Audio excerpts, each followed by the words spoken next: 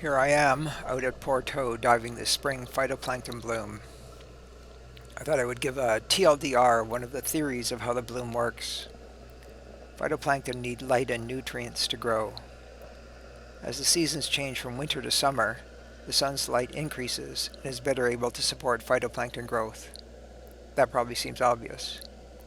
But mixing of the water column also affects light and nutrients in opposite ways, and it's the change in the mixing that causes the dramatic burst of growth in a plankton bloom. In the winter, cold, dense water overlies deeper, warmer water. This causes the water column to mix, increasing the amount of nutrients available, but also sweeping the phytoplankton down to where it's too dark to grow. So in the winter, mixing prevents growth by restricting the time the phytoplankton are in the light. In the summer, warmer water overlies colder, denser water. This prevents the water column from mixing, keeping the phytoplankton near the surface in the sun's light, but preventing nutrients from being replenished. So in the summer, a lack of mixing prevents growth by restricting the amount of nutrients the phytoplankton have. In the spring, the ocean goes from mixing to not mixing. At that point, the plankton have nutrients and are kept in the shallows close to the sun's light, and boom, a bloom occurs. Eventually, the lack of mixing causes the phytoplankton to run out of nutrients, and the bloom stops.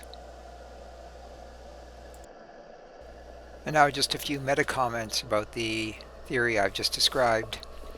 So this was Sverdrup's 1953 theory of why plankton blooms occur in the North Atlantic.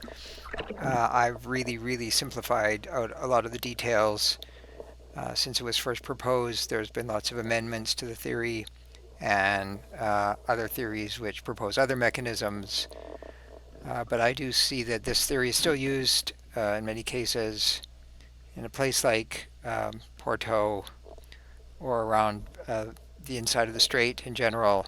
There's a lot of other factors that are going to come into play to determine exactly when and how strong the spring phytoplankton bloom is.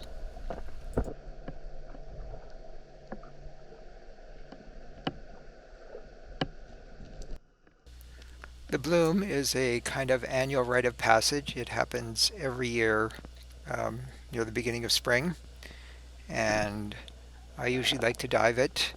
It's not quite as pleasant to dive when the bloom is in progress, and sometimes it's impossible.